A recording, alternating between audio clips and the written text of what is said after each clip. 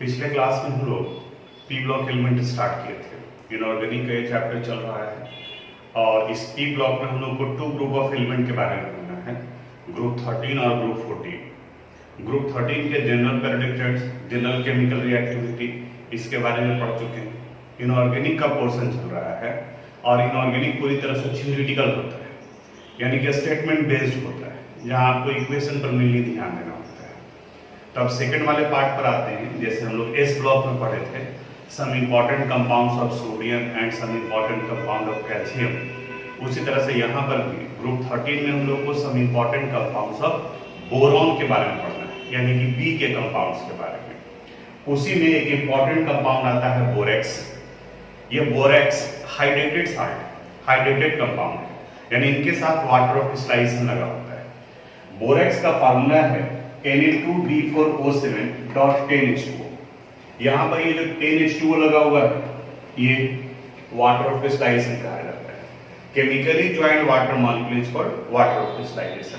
कई फार्मूला आप देखे होंगे, जैसे कॉपर सल्फेट CuSO4 हो गया, लेकिन ये भी हाइड्रेटेड फॉर्म में होता है .5H2O और इन्हें ब्लू विट्रियोल कहा जाता है। आगे आप जानते भी होंगे, अगर इस वाटर ऑफ क्रिस्टलाइजेशन को रिमूव कर दिया जाए तो ये ब्लू विट्रियोल यानी कि कॉपर सल्फेट का कलर जो ब्लू दिख रहा है अब वो व्हाइट कलर का हो जाता है। यहाँ पर सोडियम Na2B4O7.10H2O ये बोरेक्स का फार्मूला हो गया। इसके सॉल्युबिलिटी से रिलेटेड एक इक्वेशन है और उसके बारे में थोड़ा जानोगे। ये वाटर के साथ वाटर में डिसॉल्व करने पर ऑर्थोबोरिक एसिड का फॉर्मेशन करता है। Orthoboric acid. अब ये ऑर्थोबोरिक एसिड ये पढ़ना भी हम लोग को, ये बोरॉन का ही कंपाउंड है। तो सॉल्यूशन में जाने के बाद ये ऑर्थोबोरिक एसिड का फॉर्मेशन करता है, but the solution is alkaline in nature. लेकिन सॉल्यूशन अल्कलाइन यानी बेसिक नेचर का होता है। तो कई बार में स्टूडेंट यही कंफ्यूज करता है कि ऑर्थोबोरिक एसिड बना तो एसिडिक होगा। अब ध्यान से समझना, ये ऑर्थोबोरिक एसिड वीक एसिड के एग्जाम्पल में है और यहीं पर NaOH भी बना है जो कि स्ट्रॉन्ग बेस का एग्जाम्पल है। तो अगर किसी सॉल्यूशन में, किसी मिक्सचर में वीक एसिड है और स्ट्रॉन्ग बेस है, तो जो स्ट्रॉन्ग रहेगा उसका प्रॉपर्टी जाएगा। तो इसलिए सॉल्यूशन अल्कलाइन नेचर का होता है। आगे जब हम लोग ऑर्थोबोरिक एसिड का प्रिपरेशन पढ़ेंगे तो इसको न्यूट्रलाइज करने के लिए रिएक्शन को एसिडिक मीडियम में कराया जाता है।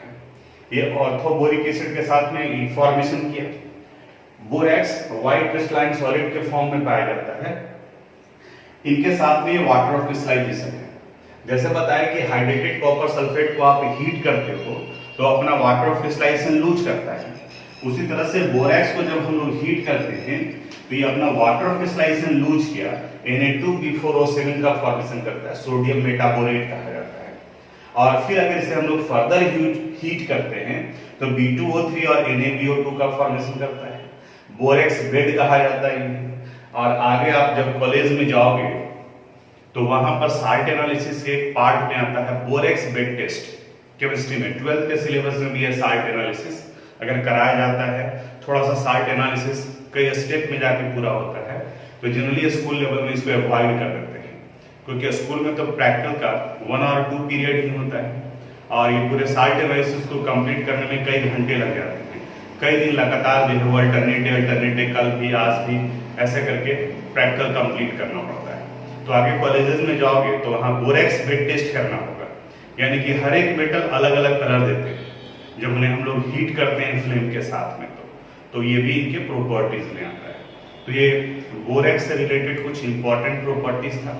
बाकी PDF में लिख दिए जितना थ्योरेटिकल पार्ट था वो, तो इसको याद रखें। अब हम लोग बोरोन के नेक्स्ट कंपाउंड पर आते हैं। It is orthoboric acid. Orthoboric acid इसके पहले वाले कंपाउंड के केस में भी आया था। इनका फार्मूला है H3BO3 और इसी H3BO3 को यानी कि ऑर्थोबोरिक एसिड को हम लोग BOH होल साइज के फॉर्म में भी रिप्रेजेंट करते हैं। देखो यहाँ भी हाइड्रोजन 3 है, यहाँ भी हाइड्रोजन 3 है। बोरॉन 1 ऑक्सीजन 3 यानी कि मॉलिक्यूलर फार्मूला दोनों का सेम है। तो इससे आपको कंफ्यूज नहीं होना है, ये भी ऑर्थोबोरिक एसिड को ही रिप्रेजेंट कर रहा है, ये भी ऑर्थोबोरिक एसिड को रिप्रेजेंट कर रहा है। पिछले कंपाउंड यानी कि बोरेक्स में देखिए कि बोरेक्स वाटर के साथ डिजोल्व होकर ऑर्थोबोरिक एसिड का फॉर्मेशन कर रहा था। ऑर्थोबोरिक एसिड यानी कि H3PO3 का फॉर्मेशन किया। अब वहां पर सॉल्यूशन अल्कलाइन था क्योंकि बाई प्रोडक्ट के फॉर्म में सोडियम हाइड्रोक्साइड बन रहा था, यानी NaOH का फॉर्मेशन हो रहा था, जिसकी वजह से सॉल्यूशन अल्कलाइन था। यहां उसी NaOH को न्यूट्रलाइज करने के लिए HCl लिया गया। तो आप याद करो, नीचे क्लासेस में भी पढ़े होंगे कि NaOH और HCl कंबाइन कर सोडियम क्लोराइड और वाटर का फॉर्मेशन कर लेता है। तो इसी वजह से यहां पर ये सोडियम क्लोराइड हुआ, यानी कि यहां एसिडिक मीडियम में कराने से हाइड्रोलिसिस सॉल्यूशन अल्कलाइन नहीं होगा, वो एसिडिक होगा, क्योंकि ऑर्थोबोरिक एसिड का फॉर्मेशन हो रहा है। अब इस ऑर्थोबोरिक एसिड में आप ये इक्वेशन नोट्स में भी देखे होंगे, बुक में भी दिया हुआ है। ये लिविस एसिड के रूप में काम करता है। इक्विलिब्रियम चैप्टर हम लोग नहीं पढ़े हैं। इक्विलिब्रियम में 3 कंसेप्ट दिया हुआ है, Arrhenius concept, Bronsted and Lowry concept and Lewis concept. Lewis concept के अनुसार से उनके लिविस डॉट स्ट्रक्चर को देखते हैं। जिनके पास लोन पर इलेक्ट्रॉन होता है, जो अपना पेयर ऑफ इलेक्ट्रॉन डोनेट करते हैं, उन्हें बेस कहा जाता है। और जो किसी का पेयर ऑफ इलेक्ट्रॉन एक्सेप्ट करते हैं, जो एक्सेप्ट कर रहा है, उन्हें हम लोग एसिड कहते हैं, यानी कि जिनके पास इलेक्ट्रॉन का डेफिशिएंसी होता है। एग्जांपल वहां देखेंगे। अभी सिर्फ आप इतना देखो कि यहाँ ये H2O था, अभी H3O प्लस में कन्वर्ट किया।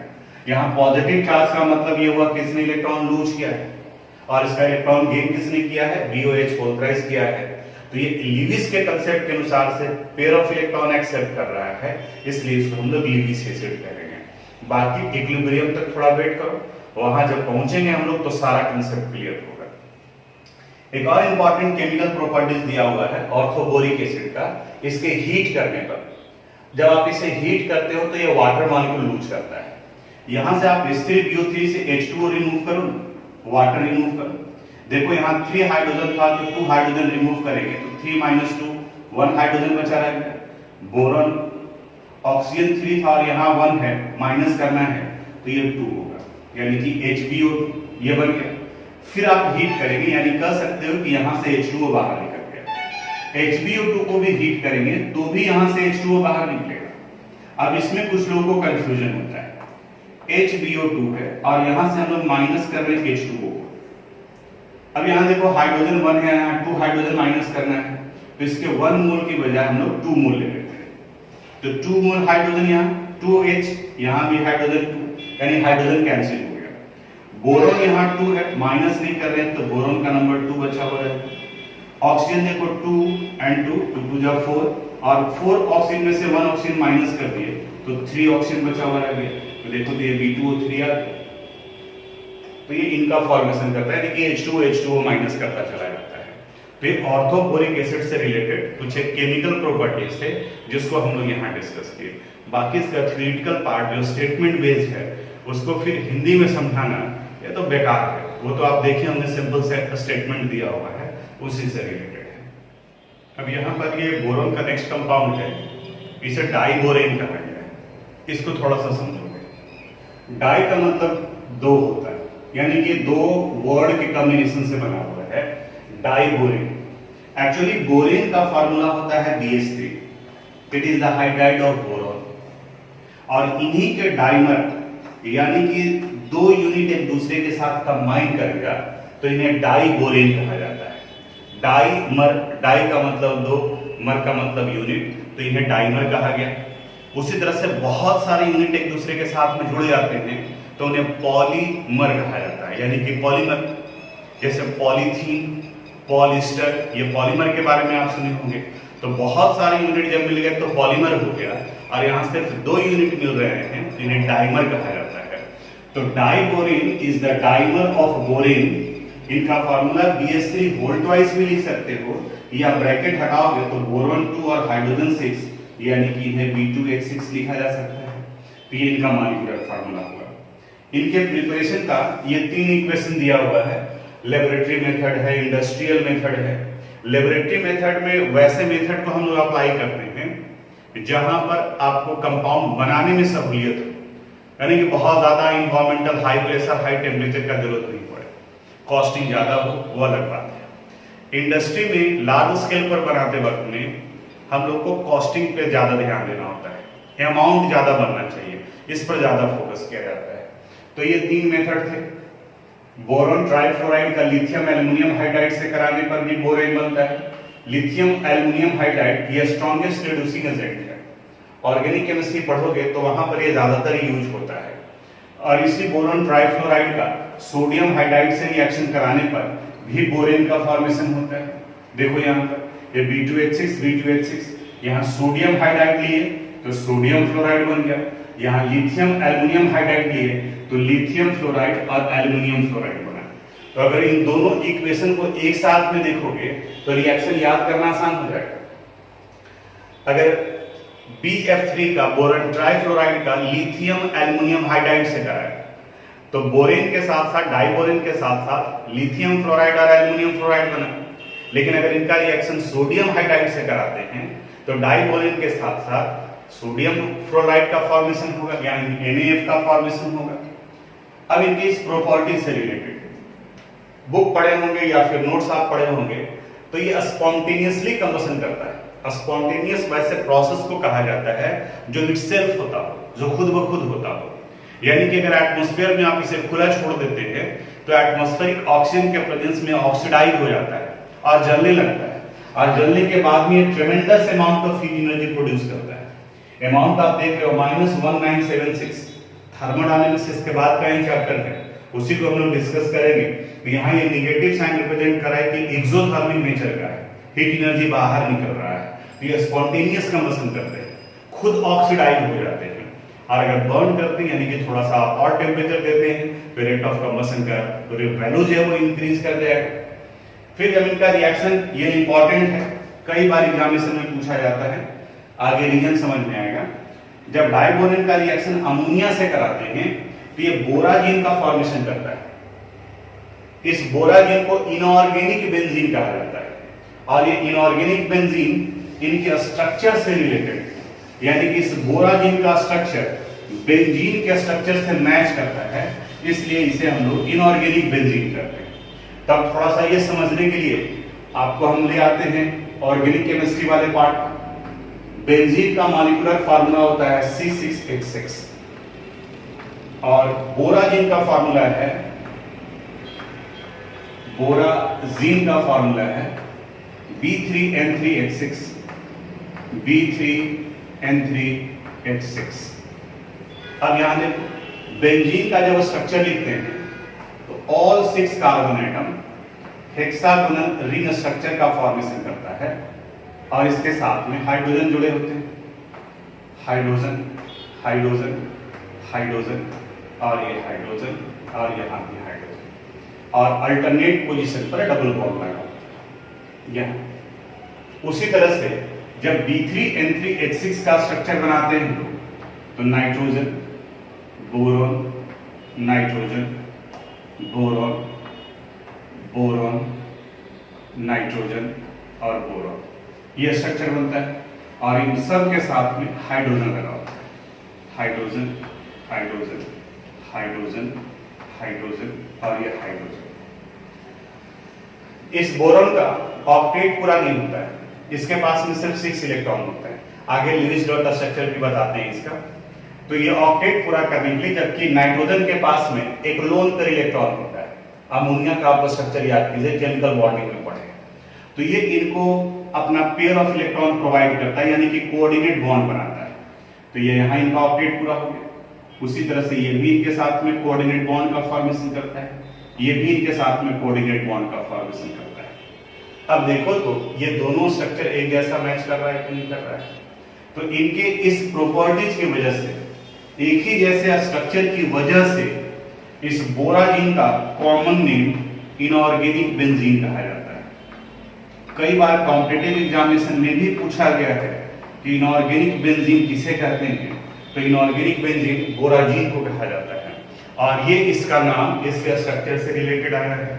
तो ये स्ट्रक्चर आप ड्रॉ कर लीजिएगा, पीडीएफ में हम नहीं बनाए हैं, जहां पर बोराजीन लिखा हुआ है उसके ठीक नीचे में आप इनका स्ट्रक्चर बना लेंगे। एक और बॉन्ड आता है इसी जगह पर डाइबोरेन के केस में, तो बोराजीन का था, डाइबोरेन के केस में 3 सेंटर्ड 2 इलेक्ट्रॉन बॉन्ड का फॉर्मेशन होता है। और इसे हम लोग बनाना बॉन्ड भी करते हैं। अब इसे समझने के लिए हम लोग थोड़ा सा बोरेन पर आते हैं। बोरेन यानी कि BH3, बोरॉन का एटॉमिक नंबर होता है 5, कॉन्फ़िगरेशन लिखेंगे तो आएगा 2 3। हाइड्रोजन का एटॉमिक नंबर होता है 1, कॉन्फ़िगरेशन लिखेंगे 1। सेंट्रल एटम बोरॉन हो गया और सराउंडिंग एटम हाइड्रोजन हो गया, हाइड्रोजन हाइड्रोजन। ये हाइड्रोजन अपना 1 इलेक्ट्रॉन दिया, ये भी 1 इलेक्ट्रॉन दिया, ये भी 1 इलेक्ट्रॉन दिया। बोरॉन के आउटर मोस्ट ऑर्बिट में 3 इलेक्ट्रॉन है, तो 1 2 3। इनका डुप्लेट पूरा हो गया, इसका भी डुप्लेट पूरा हो गया, इसका भी डुप्लेट पूरा हो गया, और यहां पर ही 6 इलेक्ट्रॉन हो गया, 2 2 4 एंड 2 6 हो गया।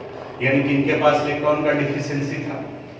यही अभी हम बता रहे थे कि बोरॉन के पास में इलेक्ट्रॉन का डिफिशियंसी है, तो नाइट्रोजन अपना पेयर ऑफ इलेक्ट्रॉन देता है तो अपना ऑक्टेट पूरा करता है। अब डाइबोरिन डाइमर का फॉर्मेशन क्यों किया, उसके पीछे भी इसका स्ट्रक्चर का यही कंसेप्ट काम करता है। यानी कि B2H6 का अगर आप लीविस डॉट स्ट्रक्चर देखोगे तो ये कुछ इस तरीके से दिखेंगे। ये बोरॉन है, 2 कलर का इस्तेमाल करेंगे तभी पता चलेगा, हाइड्रोजन हाइड्रोजन और ये हाइड्रोजन। ये हाइड्रोजन के इलेक्ट्रॉन को डॉट से रिप्रेजेंट कर रहे हैं, यहां भी डॉट से और इसका ये डॉट से। इस बोरॉन के इलेक्ट्रॉन को क्रॉस से रिप्रेजेंट कर रहे हैं। इनके आउटर मोस्ट ऑर्बिट में 3 इलेक्ट्रॉन है, तो 1 2 एंड 1 3। इसका ये हो गया इस बोरॉन का। चूंकि डाइमर है B2H6 से है, 2 BH3 यूनिट है, यानी कि BH3 होल ट्वाइस है। अब एक और बोरॉन लेते हैं यहां पर, 1 हाइड्रोजन 2 हाइड्रोजन 3 हाइड्रोजन। यहां हाइड्रोजन के इलेक्ट्रॉन को डॉट से, यहां डॉट से, और इस जगह पर इसको डॉट से। इसके इलेक्ट्रॉन को क्रॉस से, यहां क्रॉस और यहां क्रॉस। अब देखो ऑक्टेट कैसे पूरा हो रहा है। यह हाइड्रोजन का डुप्लेट पूरा हो गया, इस हाइड्रोजन का भी डुप्लेट पूरा हो गया, यहां इस हाइड्रोजन का डुप्लेट पूरा हो गया। बोरॉन ऑक्टेट पूरा करने के लिए अधिकार सिर्फ इस पर था, ये इस हाइड्रोजन का इलेक्ट्रॉन भी ले लेता है अपने साथ। अब देखो तो ये बोरॉन का ऑक्टेट पूरा हो गया, 2 4 2 6 एंड 2 8, यानी वो उस हाइड्रोजन के साथ में जुड़ गया जिसके साथ में इसका शेयरिंग नहीं हुआ था। तो सेम प्रोसेस ये भी अप्लाई करता है। ये हाइड्रोजन का डुप्लेट पूरा हुआ, इसका डुप्लेट पूरा हुआ, इसका भी पूरा हो गया है, तो ये अपना ऑक्टेट पूरा करने के लिए इसके साथ तो इसका अधिकार बनता ही था, ये भी इस हाइड्रोजन एटम का भी इलेक्ट्रॉन दे देता है। तब यहां पर ये जो दोनों हाइड्रोजन एटम देख रहे हो, ये और ये, इन दोनों हाइड्रोजन को ब्रिजिंग हाइड्रोजन कहा जाता है। ब्रिज यानी कि पुल, यानी कि जो 2 अलग अलग किनारों को जोड़ने का काम कर रहा है। इस जगह पर देख रहे हैं तो 2 इलेक्ट्रॉन का शेयरिंग 2 एटम के बीच में हो रहा है, लेकिन अगर इस 2 इलेक्ट्रॉन को देखोगे तो इसका शेयरिंग हाइड्रोजन के साथ में है, इन दोनों इलेक्ट्रॉन का शेयरिंग इस बोरॉन के साथ में है, और इन दोनों का इस बोरॉन के साथ में भी है। इसलिए इस बॉन्ड को 3 सेंटर्ड, यानी कि 3 एटम के साथ में इसलिए 3 सेंटर्ड 2 इलेक्ट्रॉन बॉन्ड कहा जाता है, और इसे बनाना बॉन्ड भी कहते हैं। बनाना बॉन्ड क्यों नाम पड़ा, इनका अगर हम लोग इस तरह से स्ट्रक्चर अगर बनाते हैं तो ये हाइड्रोजन, जहां पे कोवेलेंट बॉन्ड का फॉर्मेशन हुआ, हाइड्रोजन हाइड्रोजन, और यहां ये जो बीच में हाइड्रोजन है जिन्हें ब्रिजिंग हाइड्रोजन कहा जाता है, उसे हम लोग इस तरीके से रिप्रेजेंट करते हैं यहां। तो देखो तो थोड़ा सा बनाना जैसा अपीयरेंस आ रहा है, टेढ़ा बनाना हो गया लेकिन ये बनाना जैसा दिख रहा है, तो इन्हें बनाना बॉन्ड भी कहा जाता है। तो आप ये देखोगे कि इस बोरेन के केस में मेनली हम लोग को स्ट्रक्चर वाले पोर्शन पर जो फोकस करना था, यानी कि जो इंपॉर्टेंट पार्ट आया था। तो इस स्ट्रक्चर को भी आप अच्छे तरीके से जैसे हम बताए हैं उस तरीके से आप नोट करोगे, ये आपके लिए इंपॉर्टेंट है। बोरॉन के कंपाउंड्स के बाद में थोड़ा सा आप देखोगे तो थ्योरेटिकल पार्ट दिया हुआ है, uses of boron and aluminium. तो एल्यूमिनियम तो कॉमन मेटल है, वो 6th-7th स्टैंडर्ड से आप पढ़ते चले आ रहे हैं कि एल्यूमिनियम और उसके कंपाउंड का क्या प्रॉपर्टी हो सकता है। तो उसके 2-3 पॉइंट आपको खुद से पढ़ने, खुद से लिखने, PDF में भी उसको हम लिख दिए हैं कि खुद से पढ़ करके लिखोगे, ताकि आप में एक बुक का रीडिंग डालने का हैबिट भी डेवलप करें। जहाँ समझाने वाला पार्ट है, जहाँ टीचर का जरूरत पड़ता है, वहां तो क्वेश्चन हम बता ही रहे हैं, तो थोड़ा सा पार्ट कुछ आपको करने के लिए भी देते हैं। यहाँ अब आगे बढ़ते हैं हम लोग सेकंड ग्रुप पर, पी ब्लॉक एलिमेंट का, group of 14 element. Group 14 element में कार्बन, सिलिकॉन, जर्मेनियम, टीन और लीड है।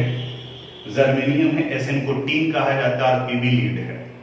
हर एक ग्रुप में जब जैसे इसी वक्त में फिर आप पी ब्लॉक का ग्रुप 13 याद करो, वहां आया था बोरॉन, एल्युमिनियम, गैलियम, इंडियम और थैलियम। उस जगह पर बोरॉन चूंकि सबसे पहला एलिमेंट था, इसलिए ग्रुप 13 को members of elements of boron family कहा जाता था। यहां पर चूंकि कार्बन सबसे पहला एलिमेंट है, इसलिए ग्रुप 14 को मेंबर्स ऑफ कार्बन फैमिली कहा जाता है। यानी कि कार्बन को यहाँ पे मेन माना गया है, बाकी ये पूरे ग्रुप 14 एलिमेंट्स को रिप्रेजेंट करता है। जनरल केमिकल प्रॉपर्टीज में अक्रेंस वगैरह थ्योरेटिकल पार्ट है। अब आ जाते हैं इनके जनरल पीरियोडिक ट्रेंड्स पर, यानी कि जिन्हें हमको समझाने की जरूरत पड़ता है। Electronic configuration, general electronic configuration group 14 element का NS2 NP2 होता है। सभी का कन्फिगरेशन देखो तो सब में P2 P2 P2 P2 आया है, यहाँ भी इनके लास्ट में P2 आया है। और इंडिविजुअल कन्फिगरेशन ये है। ग्रुप 13 से ग्रुप 14 में फर्क कहां पर है? ग्रुप 13 में P1 था और इसमें P2 है, बाकी सब कुछ कॉमन है उसी अनुसार से। अब इसके बाद में यहां पर भी आप देखेंगे तो जर्मेनियम के केस में 4s और 4p के बीच में 3d आ गया है, 5s और 5 के बीच में 4d है, यानी इसी के जैसा पैटर्न है। लेकिन अगर टीन और लीड को कंपेयर करेंगे तो यहां पर 4f एक्स्ट्रा आ गया है। शेडिंग इफेक्ट पिछले वाले में भी बताया था आपको, यानी कि ऑब्स्ट्रक्शन जो न्यूक्लियस और आउटर मोस्ट ऑर्बिट के बीच का होता है। इसमें d और f ऑर्बिटल का शेडिंग इफेक्ट वैल्यू पुअर होता है, यानी कि उनका इंटरेक्शन वैल्यू कम है। तो कम है, ऑब्स्ट्रक्शन वैल्यू कम है, तो इंटरेक्शन बढ़ जाएगा उनके बीच में, तो एबनॉर्मलिटी आता है आयोनाइजेशन एंथैल्पी। अब यहां देखो, सबसे पहले कोवेलेंट रेडियस के बारे में बात करते हैं। अब जब यहां पढ़ रहे हैं हम लोग, तो आपको ग्रुप 13 में याद करना होगा, वहां बोरॉन, एल्युमिनियम के बाद में गैलियम का एक्सेप्शनल कंडीशन आया था, और रीजन आया था कि 3d इलेक्ट्रॉन था। यहां पर आप देखोगे तो कोई एक्सेप्शन नहीं है। जनरल ट्रेंड है कि टॉप टू बॉटम जाने पर इंक्रीज करता है और लेफ्ट टू राइट जाने पर डिक्रीज करता है। तो ग्रुप 13 के कंपैरिजन में ग्रुप 14 एलिमेंट के एटम का साइज छोटा होगा, यानी कि जनरल ट्रेंड हो गया। तो ये डिक्रीज कर रहा है, टॉप टू बॉटम जाने पर वैल्यू इंक्रीज कर रहा है। लेकिन अगर आप इंक्रीज को गौर से देखो आप, तो यहां 77 से 118 हो गया, यानी कार्बन से सिलिकॉन, यानी इंक्रीज कर रहा है। लेकिन अगर यहां इसको कंपेयर करो तो देखो ये 118 है और ये 122 पिकोमीटर है, यानी कि यहां से यहां सिर्फ 4 पिकोमीटर का चेंज आ रहा है। फिर यहां 122 है और 140, यानी कि 18 का डिफरेंस है। लेकिन फिर इसको अगर हम लोग देखें तो यहां पर सिर्फ 6 पिकोमीटर का डिफरेंस है। तो ये जो डिफरेंसेस है वो मार्जिनल डिफरेंस है, यानी कि बहुत कम है, और उसका रीजन आपको यहां आंसर दिखाई देगा। जैसे ही हम लोग सिलिकॉन से जर्मेनियम में जाते हैं तो d ऑर्बिटल में इलेक्ट्रॉन इन करता है, यहाँ d नहीं था, तो इस d का शेडिंग इफेक्ट वैल्यू पुअर है, इसलिए सिर्फ थोड़ा सा बढ़ा, और वही जर्मेनियम में एक्सेप्शनल कंडीशन में चला जाता था, यानी कि वो वैल्यू कम हो गया था। फिर अगर हम लोग जर्मेनियम और टीन का कन्फिगरेशन देखें तो ऑलमोस्ट एक ही जैसा है, तो इसलिए 18 बढ़ा यहाँ पर। लेकिन जब हम लोग टीन से लीड में जाते हैं तो 4f आता है, और इस 4f का भी शेडिंग इफेक्ट वैल्यू पुअर है, इसलिए 140 से 146, यानी कि सिर्फ 6 बढ़ा है। एक्सेप्शन नहीं आया है, सिर्फ दो स्पेशल कंडीशन आया है कि इस जगह पर जर्मेनियम के केस में और टीन से लीड के केस में मार्जिनली इंक्रीज करता है। आयोनाइजेशन एंथैल्पी को देखो, टॉप टू बॉटम जाने पर आयोनाइजेशन एंथैल्पी का वैल्यू डिक्रीज करता है, लेफ्ट टू राइट जाने पर इंक्रीज करता है। तो ग्रुप 13 के कंपैरिजन में 14 का आयोनाइजेशन एंथैल्पी वैल्यू हाई होगा, और टॉप टू बॉटम जाने पर ये वैल्यू डिक्रीज करेगा। अब यहां पर ये वैल्यू था 1086, ये 786 घट रहा है, फिर 761 ये भी घटा, फिर 708 घटा, और यहां पर ये वैल्यू 715, अब ये वैल्यू क्या हो गया? बढ़ गया। तो जहां एक्सेप्शन आएगा उसको आपको ज्यादा ध्यान देना है कि क्यों एक्सेप्शन आ रहा है और क्या चेंजेस आ रहा है, और रीजन सब जगह पर। अगर डिफरेंस आप कंपेयर करोगे तो यहां पर भी उसी अनुसार से आपको डिफरेंस है, यहां ज्यादा डिफरेंस दिखेगा, यहां कम डिफरेंस होगा। फिर इनके और इनके बीच में ज्यादा डिफरेंस है, लेकिन इनके बीच में एक्सेप्शनल कंडीशन आ गई। यहाँ ये वैल्यू इलेक्ट्रोनिगेटिविटी को देख रहे हैं, टॉप टू बॉटम जाने पर इलेक्ट्रोनिगेटिविटी डिक्रीज करता है, तो 2.5 से 1.8 हुआ, ये तो डिक्रीज किया, लेकिन इसके बाद में ये वैल्यू ऑलमोस्ट कांस्टेंट है, ये भी 1.8 1.8 1.8 और यहाँ पर ये एक्सेप्शनली लार्ज हो जाता है 1.9। तो कई फैक्टर्स हैं, लेकिन आप अभी 11th क्लास में जो पढ़ रहे हैं उसमें से जो इंपॉर्टेंट फैक्टर आप जो ध्यान दोगे या जो रीजन लिखोगे वो इनका पुअर शेडिंग इफेक्ट वैल्यू आप एक्सप्रेस करोगे कि डी एंड एफ ऑर्बिटल के पुअर शेडिंग इफेक्ट की वजह से ये एबनॉर्मल बिहेवियर आता है। 13 से 14 यानी कि पीरियड में कहीं कोई एक्सेप्शन नहीं आ रहा है अभी तक में, आगे आता है तो जहां पर आएगा उस जगह पर हम लोग डिस्कस करेंगे। तो ये ग्रुप 14 एलिमेंट का जनरल पीरियोडिक ट्रेंड्स तक पता है। अब इसका जनरल केमिकल रिएक्टिविटी वो हम लोग अगले क्लास में डिस्कस करेंगे। तो आज यहीं तक, थैंक यू।